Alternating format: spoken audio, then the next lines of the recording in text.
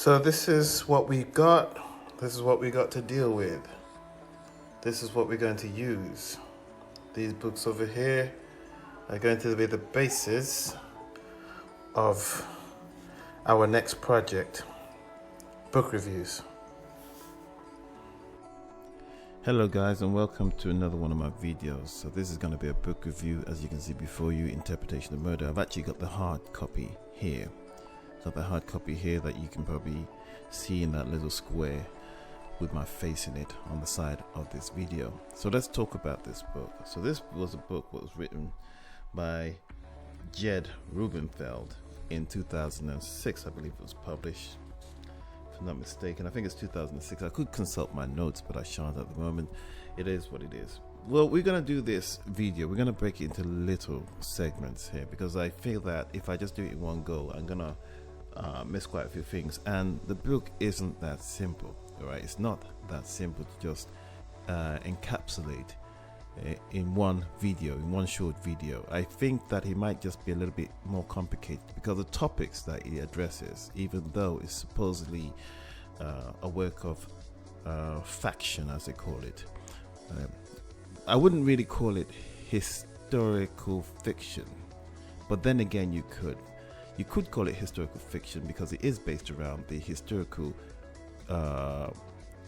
travel, the historical visit that Sigmund Freud from Vienna, the well-known and renowned psychologist, made to America in 1909, in which he came back and said that he believed that America was a mistake. I might be quoting that wrong, but it is well known that Sigmund Freud did not like America. But according to this book, it suggests that when Sigmund Freud actually went to America, he went to America with his student at the time called Carl Jung, who became sort of like a person who's also well regarded amongst psychologists as being a pioneer in regard to that line of thinking and thought and whatever he supposedly put out there. Now we're going to go into that. You see, I'm already stuttering a little bit because I haven't really got my thoughts as clear as I would like them to be about this book. However, that being said, let's just deal with the preliminary first of all. Let's deal with the preliminary, and let's read some of the stuff that is written on the back of this book. Now, the back of this book states the following. On the morning after Sigmund Freud arrives in New York on his first and only visit to the United States, a stunning debutante is found bound and strangled in her penthouse apartment. High above Broadway, the following night, another beautiful heiress, Nora Acton, is discovered tied to a chandelier in her parents' home, viciously wounded and unable to speak or to recall her ordeal.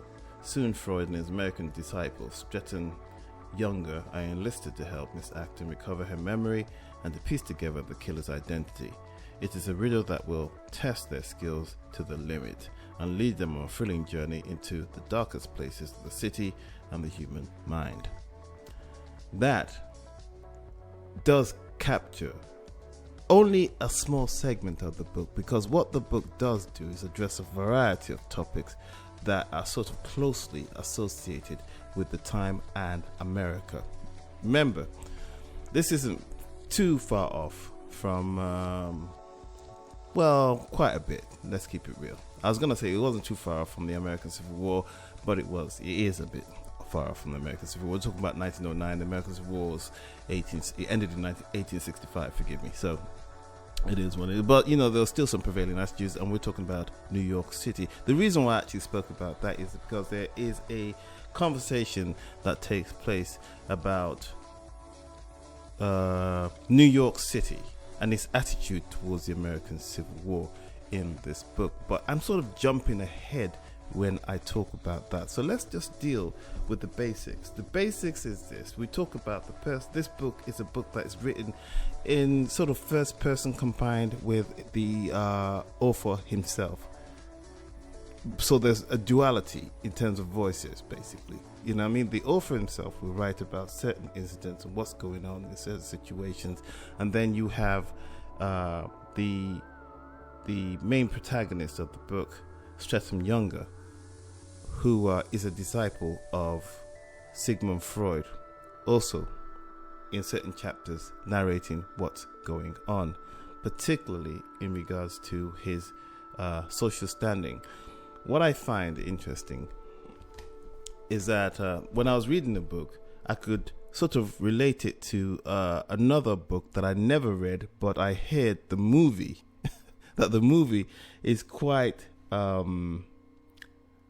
accurate in its reflection of what went on in the book. And I'm talking about a book called The Age of Innocence. I can't even remember the author, but I do remember the actor, Daniel Day-Lewis. All right. And I remember being fascinated by the movie because of the class system that existed, the old European class system that has sort of been transferred over to America, while people would sort of still claim that America was some sort of leveler, yet the Velderbergs and the this and the that still held a certain sway, and so was sort of cocooned in their own world of the social elite, socialites as they call him. And the reason why I talk about that is that Streatham Younger, the person who narrates some of the book, is part of that class.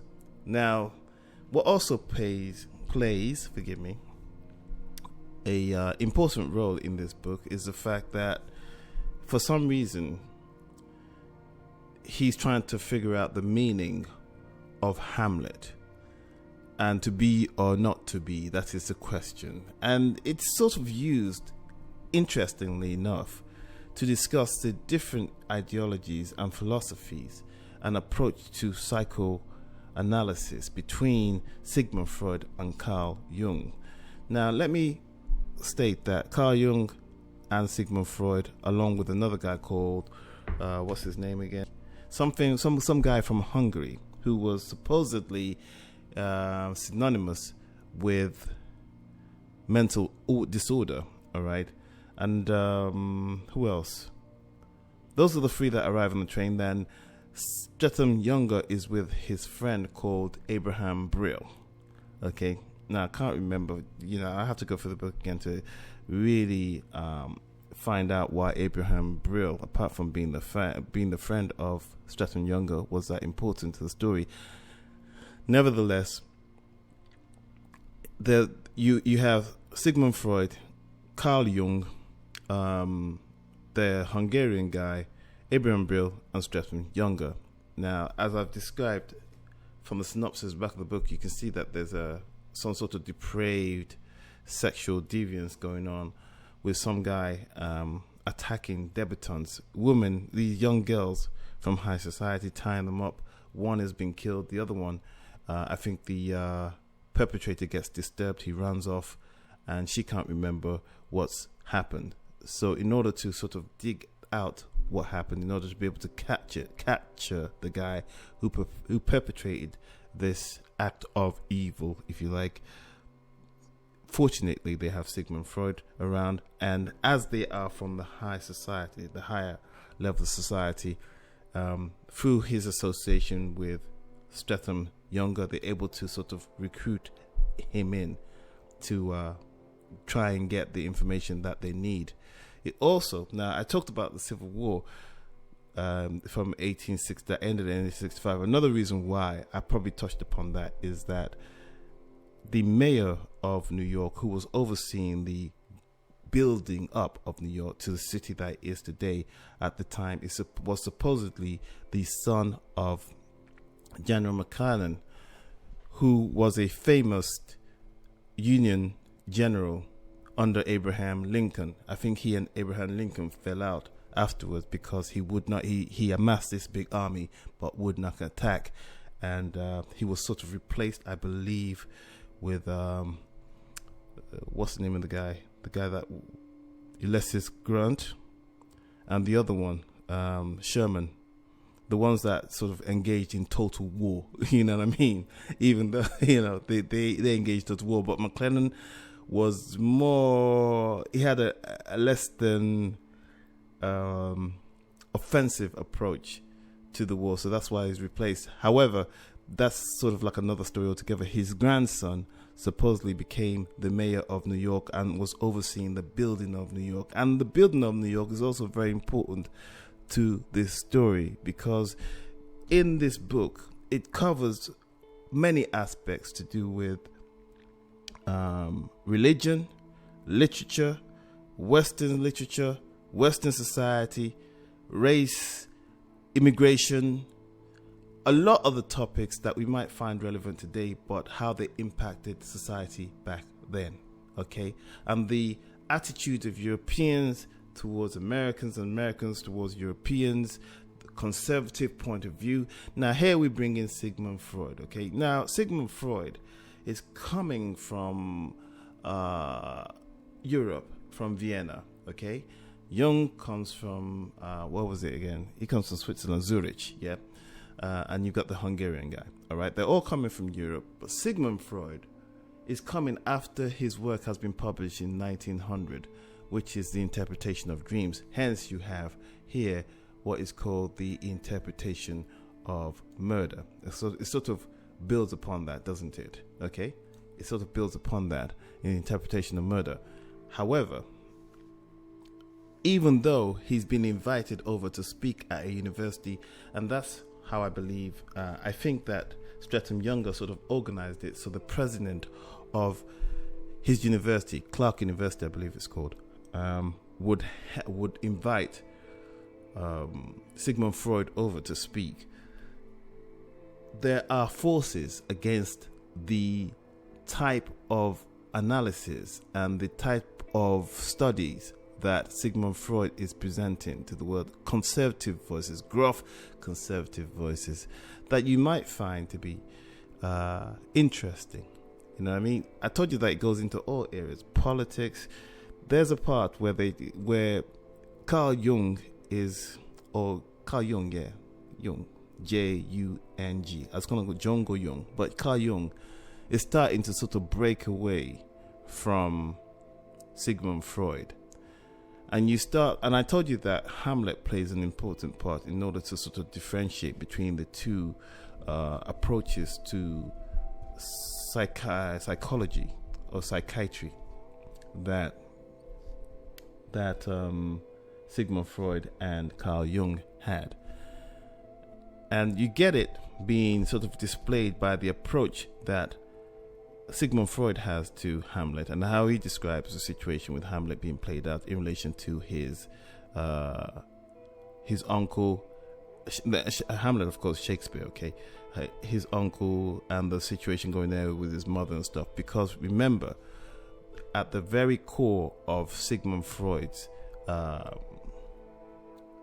beliefs, his you know what, I don't know the right term to use, because I don't want to say ideology or teachings and stuff, because I'm pretty certain there's a term that they use for it. But at the very core of his thesis, if you like, of his of his method, let's just say his method, is a belief in this thing called the Oedipal complex, in which a child sort of resents the same sex parent and would like to have, and for some reason would like to replace the same sex parent and be the significant other of their mother or father. Okay, so there are some people, and then of course he questions the notion of God. You know what I'm saying?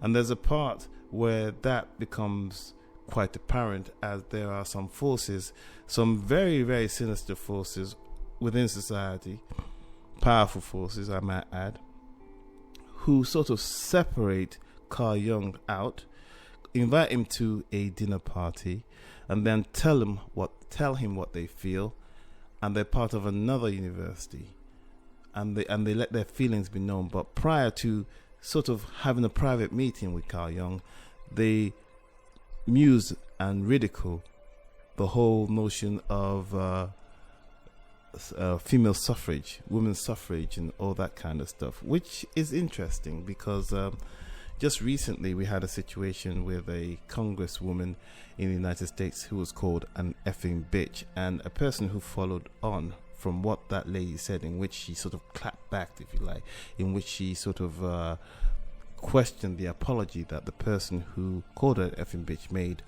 The person who followed on from that said that the reason why the term effing bitch and bitch became prominent in male description of women was between 1919 and 1920.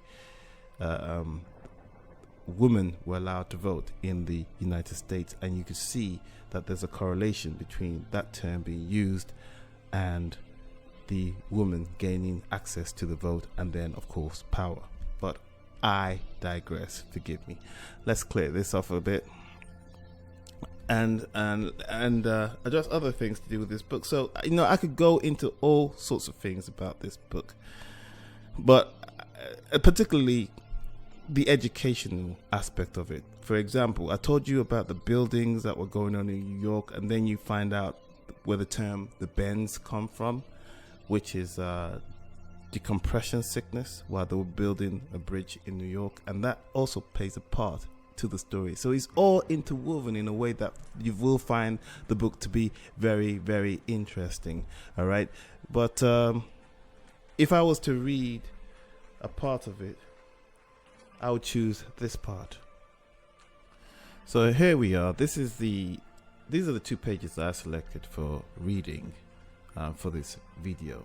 Actually, before we go any further, what I really also want to show you were some of the notes, because I think that I'm going to miss quite a few things while I'm talking about this.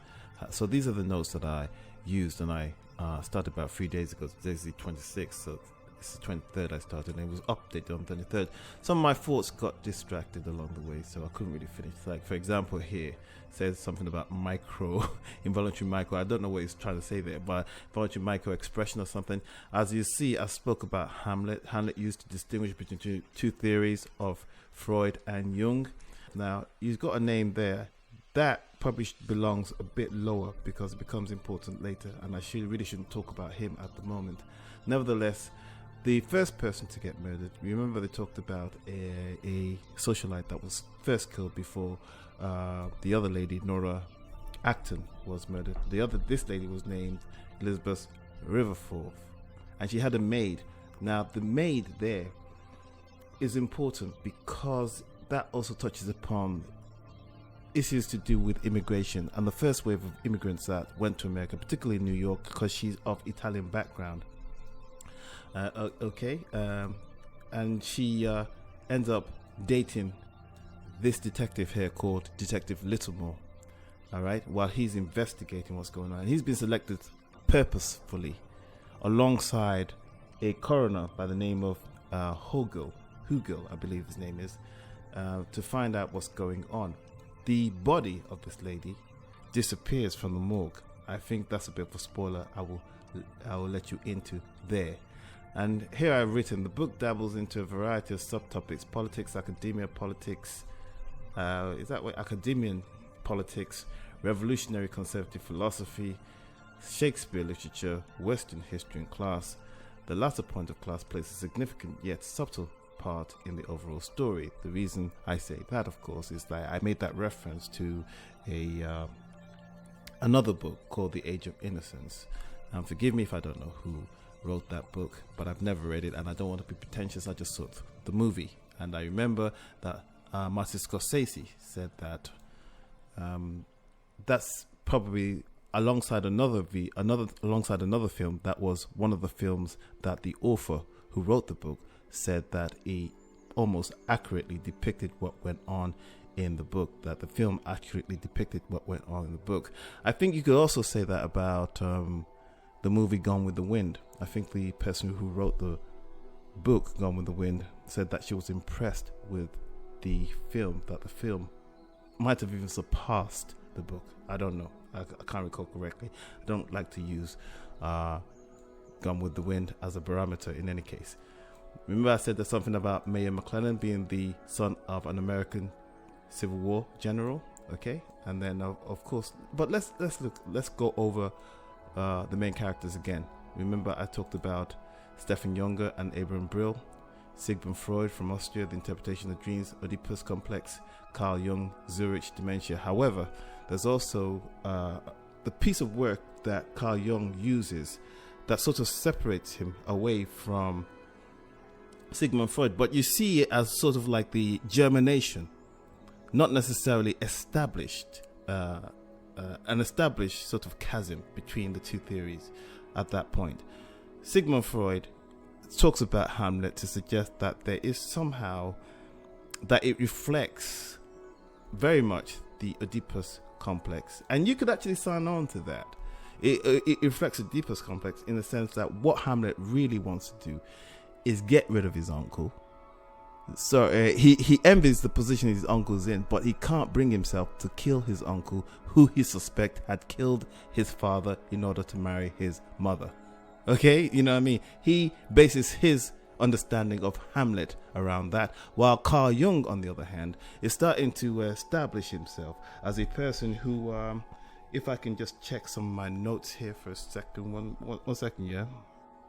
And here you see the work of Carl Jung being expressed as the anima and animus, which I was struggling to describe, elaborate upon. I had to do some background reading myself on this because this is not my area of specialty. It's just that I touched upon the subject in this book, and I found the whole thing interesting how they linked it into the social environment of New York in 1909. Okay, now the work that Carl Jung was able to develop later is based upon this, the anima and the animus, which is more or less the female and masculine side of a man. That is to suggest that just about every man has a certain amount of female genes that never disappear and can come out through his character. And what this book strives to do, what it suggests, is that unlike what's his name? Sigmund Freud, forgive me. Unlike Sigmund Freud, in this book here, what Carl Jung was doing, what Carl Jung described, what was going on with Hamlet, was that Hamlet was expressing his feminine side. Now, we could go into a little bit of it's a bit of a divergence, really, you know what I mean? I'm going off on a tangent, but nevertheless, just in case, anybody might be interested in this. I think this is somebody interesting, interviewing Carl Jung back in the day. I don't know how long ago this was, 1964, I believe, reprint of the 1964 edition. Dr. Richard Evans, Conversations with Carl Jung and Reactions from Ernest Jones, reprint of the 1964 edition with foreword by Julie blah blah blah. Shan't go into that. Let's just read some of it. I start at the beginning and we won't take it for too long, but we won't take it too far. It said, Dr. Evans, to be more specific, Dr. Jung, you have used the concepts anima and animus, which you are now identifying in terms of sex, male or female. I wonder if you could elaborate perhaps even more specifically on these terms. Take the term anima first. Is this again part of the inherent nature of the individual? Now, Dr. Jung here responds by saying the following. Well, this is a bit complicated, The anima is an archetypal form expressing the fact that a man has a minority of feminine or female genes. That is something that doesn't appear or disappear in him, that is constantly present and works as a female in a man. As early as the 16th century, the humanists had discovered that man had an anima and that each man carried female within him. They said it's not a modern invention. So when people say that gender pronouns, or whatever they call it, also a human construct, they can probably start from there, and that really doesn't really bode well with a lot of people. However, what's intriguing about that is that, according to this book, there was a bunch of conservatives who were trying to recruit Carl Jung to go against what Sigmund Freud was selling, which was the Oedipal complex. But nevertheless, I wanted to start here reading this book, and as I've shown you, I've got my notes here. But we are going to we're gonna read. It's time to read, isn't it? We're gonna do some reading. I talked about the coroner. This guy is also very important. I shan't go into it, and his wife. I talked about decompression disease and the bends and so on. And this here, Fordham University, is when Carl Jung gets invited to a meeting and they mock women's suffrage. They mock it at a dinner on page 211. 211, Jesus. Anyway, here we are on page 188, and we're gonna start. Let me find the spot to start. We're gonna start around here. I think we should start around there. We're gonna start around here. I should do that better. Let's start around here. All right, let's start around there. So it says, one second, let's do this.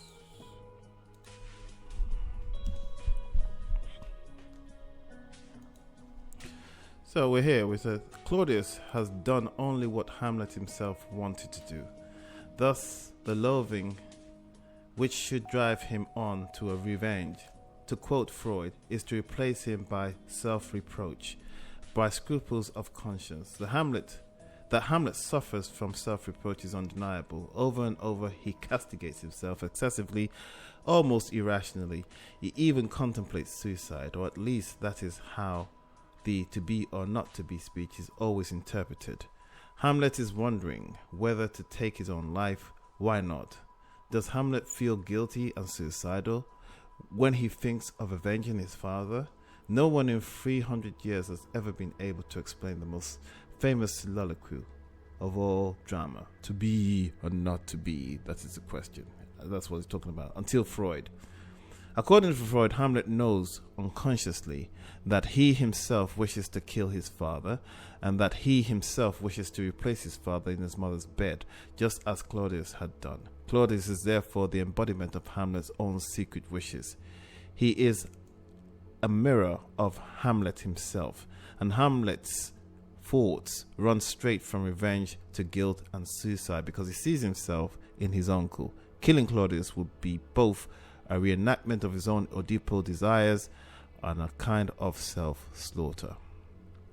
Okay, so that there talks about how Freud sees the situation with with Hamlet, because the reason why Hamlet keeps coming up is because Stratum Younger has this fascination with Hamlet, something that has something to do with his father as well. As you go into the book, you find that out. But moving on, let's move on to another part of the book and let's read something else, shall we? Oh, yeah, we should find something else, and then I'll close this book off. I'm not sure whether I've given you a good depiction of the book or whether I've done it justice. But I'm doing my best here, and maybe if it's not good enough, if I watch it and it's not good enough, then I'll probably have to redo it. But I think I'm probably going to leave this one as it is. Look, wait a second. So let's move on to something else. Read something else. Actually, I think that we could just carry on from where we left off, from page 188, 89 into 190 and 91. The reason being is because it actually brings up quite accurately, sort of surmises the relationship between Jung and Freud, and the sort of the outside elements that affect that relationship, how it's viewed, the pressures, how it was perceived, the animosity generated, the contrast in philosophies or approach. I'm not sure whether the term philosophy actually applies here, because we're talking about psychoanalysis, which would probably be not necessarily described as philosophy or ideology, but something more scientific and scientifically proven. You know what I mean? But based there, nevertheless, in theories. That's why they diverge, and you see a divergence being expressed here, and the kind of difficulty it presented for the other followers of Sigmund Freud, as he appointed Carl Jung almost back then as his heir apparent. And he didn't come from Austria, he didn't come from Vienna, he came from Zurich. He was Swiss. And there were many people who were following Sigmund Freud, who suspected at the time that Carl Jung wasn't fully subscribed to the principles that Sigmund Freud was touting. the whole Oedipus complex and the interpretation of dreams and so on and so forth. And this is expressed here. So we're going to go through that quickly, and then I'll probably stop the video there. I think I've done quite okay. I hope that the next one I do is much better than this. However, where should I start from? I think I should start from... I don't want to talk about discussions, but just go into descriptive, some of the stuff that's been described. So we start around here. It's not very clear because the light's not too good, but we start around here. It says, quite recently, over the last 2 years, Freud had attracted a new set of Swiss followers. Jung was the most prominent. The Zurichers were resented by Freud's original Viennese disciples, whose jealousy had intensified when Freud made Jung editor-in-chief of the Psychoanalytical Yearbook. Okay, so you can see the politics be generated there. The Zurichers versus the Viennese and so on. The Viennese were probably the original followers of Freud, and the Zurichers, the Swiss followers, were gaining more prominence, and the people who started off, who come from Freud's background basically, were quite resentful of that. Moving on, the first periodical in the world devoted to the new psychology. In this position, Jung had the power to rule on the merits of everyone else's work. The Viennese objected that Jung had not genuinely embraced the sexual etiology. You know what I mean? They believed that he hadn't fully embraced the sexual etiology. I believe that's how it's pronounced. I hope I'm pronouncing it the right way. You know what I'm saying? It is what it is. Freud's core discovery that repressed sexual wishes lie behind hysteria and other mental illnesses. They felt Jung's elevation demonstrated favoritism on Freud's part. Here, Brill told me. Remember, Brill is the friend of Jung, and this is why I say, like, you get stress from Jung being a narrator in the book alongside the author himself, the writer himself. So here's stress on Jung narrating how the situation is being played out. Here, Brill told me the Viennese were righter than they knew. Freud not only favored Jung, but had already selected him as crown prince, and here, the man who would take over the movement. I didn't mention having already heard Freud make this very statement to Jung last night, principally because I would have to describe Freud's mishap. Instead, I observed that Jung seemed highly sensitive to Freud's opinion of him. Oh, we all are, said Ferenczi. I can't pronounce that name. It's a Hungarian, right? And I should probably know how to, being that I have an association, a profound association with Hungarian. But, that's by the by. Ferenczi, let's call it Ferenczi, answered. I haven't bothered check up on the work of this guy, whether he's a real character or not, but there's a good chance that he is. Moving on. But not to question Freud and Jung have a very father-son relationship. But not to question Freud and Jung have very father-son relations. Forgive me. I saw myself on the ship. Hence, Jung is very sensitive to any rebuke. It enrages him, especially about the transference. Jung has, how shall I say, a different philosophy when it comes to transference. And that's the difference that I alluded to earlier, where he talks about the anima and animus, while Sigmund Freud speaks about the Oedipus complex. But you know what? That's it. I think I don't want to give the whole book away. That's why I've sort of skirted around the book itself. I think if you really want to know more, you understand about a lot more about the book, then you should go pick it up. As I've stated in my notes, I think I got my notes here. 1 second, y'all. As I've pointed out, in my notes here, I think here, what I want to talk about here, involuntary micro something, had to do with something that happened with Freud. And Jung triggers it.